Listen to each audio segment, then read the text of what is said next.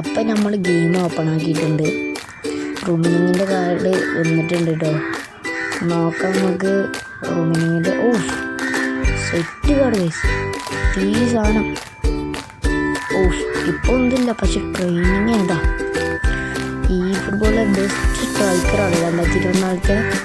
നിങ്ങൾ എടുത്തോ ഇല്ലേ എന്നൊക്കെ നിങ്ങൾ കമൻറ്റ് ചെയ്യുക. ഓക്കെ, നിങ്ങൾ ബെസ്റ്റ് എന്നേലും ഇപ്പോൾ ബെസ്റ്റ് കാർഡാണ് CF. നിങ്ങൾ എടുത്തോ ഇല്ലേ എന്ന് കമൻറ്റ് ചെയ്യുക. ഞാൻ എൻ്റെ സ്കോഡ് കാണിച്ചു തരാം. ഇതാണ് എൻ്റെ സ്കോഡ്.